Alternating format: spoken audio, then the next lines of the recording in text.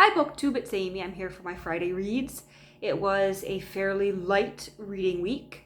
I read one book in its entirety, and that is this one, A Kentucky Cardinal and Aftermath by James Lane Allen. And chances are you've never heard of this one. I hadn't heard of it either until I was browsing online looking for something that had been illustrated by Hugh Thompson. Hugh Thompson was a well-renowned Irish illustrator about the turn of the 20th century.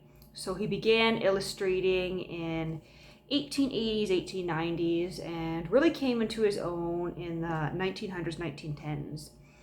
And he is well known for doing illustrations for Charles Dickens reprints, for Jane Austen reprints, for literary magazines, and of course for J.M. Barrie. And I came to him through J.M.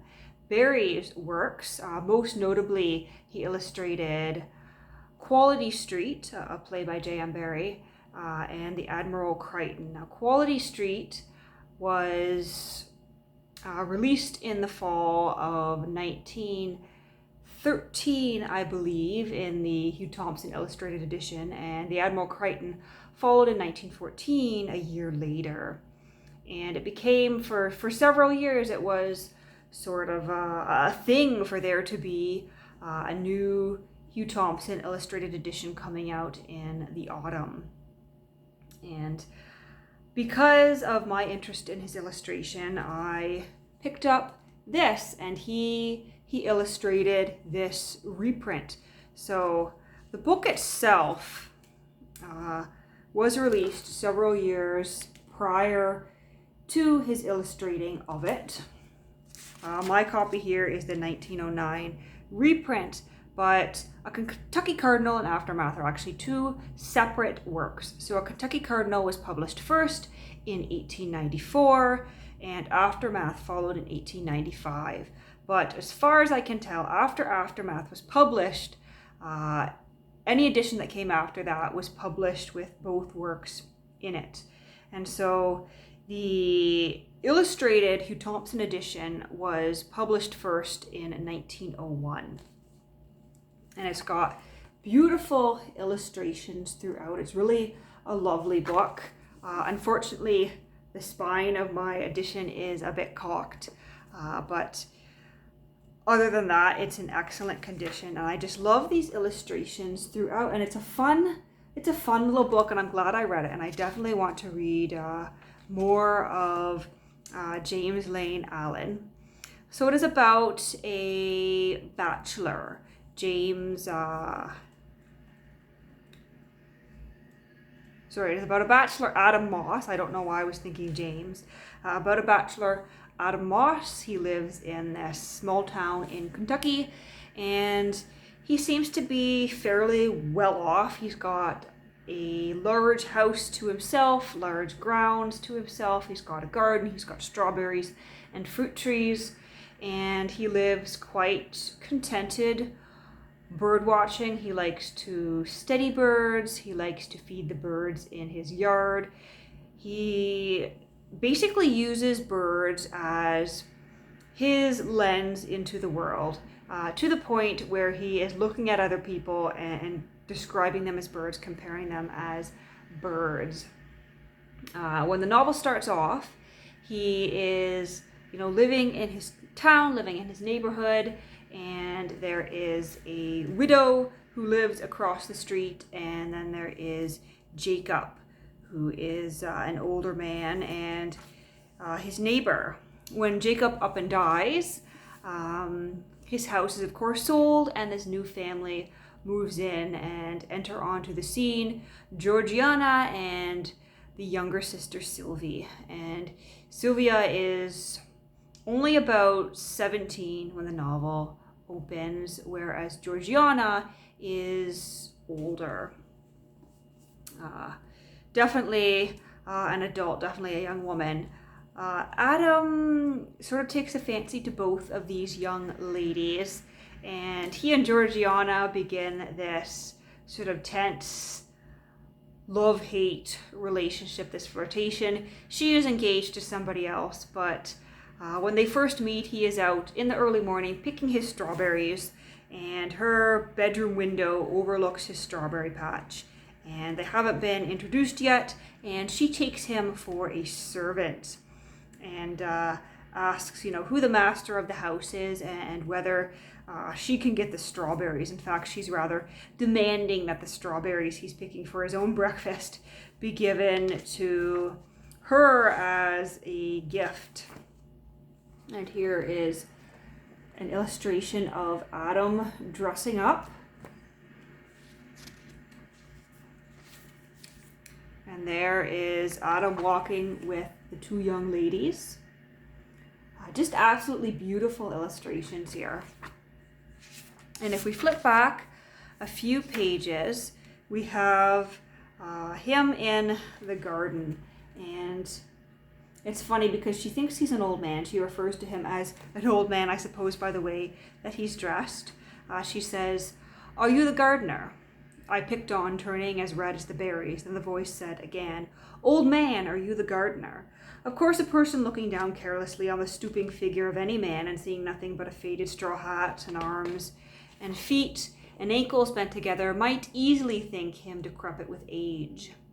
And then, of course, we find out that Adam is not yet 40. In fact, he says he is something over 30 years of age, ma'am. And so I take him to be, somewhere between, 30, 35.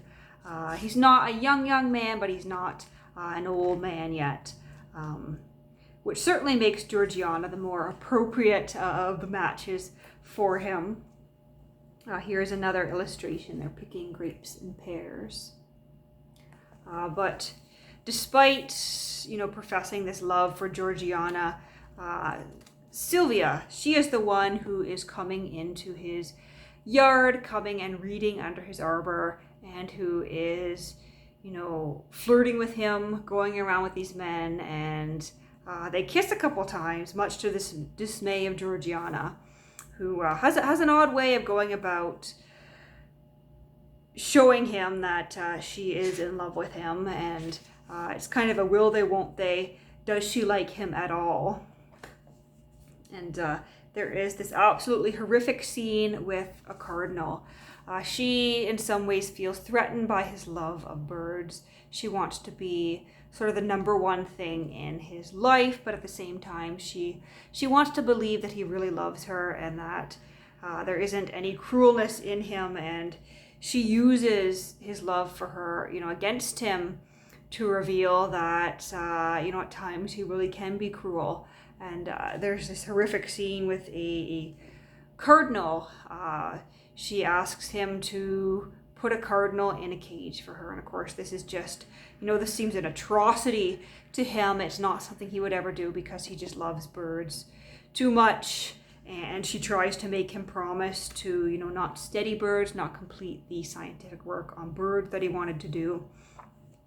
And it does come to quite a tragic end, but I just loved it, especially, the combination of the illustrations with this playful writing style and this Kentucky setting. So that was an excellent read, and I'm interested in reading more from James Lane Allen. And then this week I also picked up Sybil by Earl of Beaconsfield, and this is by Disraeli. And there's this sumptuously illustrated copy here. I think one of the reasons I bought it really was this leather boards here, and of course the end papers, which are quite interesting to look at as well. And I hoped it was going to be a good read, but I am honestly on the verge of DNFing this. I'm going to give it a few more pages to see if I can get into it. I mean, the illustrations here are quite lovely as well. But, at this point, it's essentially a story about a bunch of wealthy men going to the races. And we do have this plot that started to come out about the second oldest son in a family who has no hope of being a peer or of inheriting the family fortune. And so his mother sort of has her heart set on sending him into politics. And there's talk here of the Reform Act. But at this point, I'm just not loving it. I'm not engaged, but I'm only 50 pages in, and so I want to give it another chapter or two before I officially give up. I think it's just the way the characters are introduced, the writing style. I just don't care about any of them, and frankly, I was quite bored by this scene with them betting on the ponies, on the horses. So I'll see whether I can get into that. But as I said, it has been a very light reading week. I haven't read anything else apart from this. I didn't even touch the Balzac this week, so I am a little bit behind on my Balzac reading schedule. But I'm just going to continue on at my own pace with Balzac and post those videos as I read, and you can engage with me if you like as I do get to those next stories in my Balzac volumes, and I do post those videos. Sorry if it is a little bit loud here today. I am living right next door to a construction site. They're building an apartment building, and the noise has just been absolutely horrific the last week or two. And unless I wait until after dark, there's not much I can really do about this. And it's actually a bit annoying because they're not breaking any noise bylaws. They just have to shut things down by 8 o'clock. Sometimes they're 10-15 minutes over. Sometimes I wake up in the morning and they're already, on the site at 6:45 when they're not supposed to start before 7. But what am I really going to do about that? There's this horrific screeching noise, which reminds me of a squeaky swing set. And I figured out what it is. So there is an excavator. And of course, the excavators have those metal tracks. And I don't know whether this machine needs maintenance or something, but every time it moves, the metal tracks sound out this horrific shrieking noise like 1,000 creaky swings. So that is my life lately. Not much I can do about it, other than silently cuss out the window and put in headphones and deal with it. It wouldn't be quite so bad if I wasn't working in this apartment day after day. I'm still working from home because of the pandemic, and it is certainly likely that I will not be going back to the office anytime in the near future, likely not anytime in 2020. They've told us that the workplace will likely never be the same. They were moving to these activity-based workplaces anyway, to hoteling stations, unassigned workstations. And suddenly they realized that you can't really have several thousand employees in close proximity to each other, sharing workstations, and you can't have them coming in through one elevator bay altogether. It's just not possible to observe physical distancing that way. And so they've told us that we are going to be working from home for the near future, and likely when a return to the office does happen, it'll only be 20 to 30% of the workforce, and it certainly won't be any time in the next few months. It's going to look drastically different in the future, and for the time being, this apartment is my workspace, and so I just have to deal with the construction next door. And I mean, we're getting into the summer months. 32 degrees today. We're in another heat wave, and I have no AC in this apartment. I've been thinking about getting one, but sometimes I don't feel as though it's worth it for the small number of months here in Canada where I would actually need it. And in some ways my brain is like, AC is an extravagance, and then I say to myself, well, I can certainly afford air conditioning. There's no reason not to. But then, I go back to, why would I spend money on something that is not necessary? There's an extravagance. Just my way of thinking, I guess. But usually in summer months like this, I would be spending most of my days in the air-conditioned office at work rather than in my apartment building. And I like it warm anyway. For me, the ideal temperature is 25 degrees regardless of the time of year.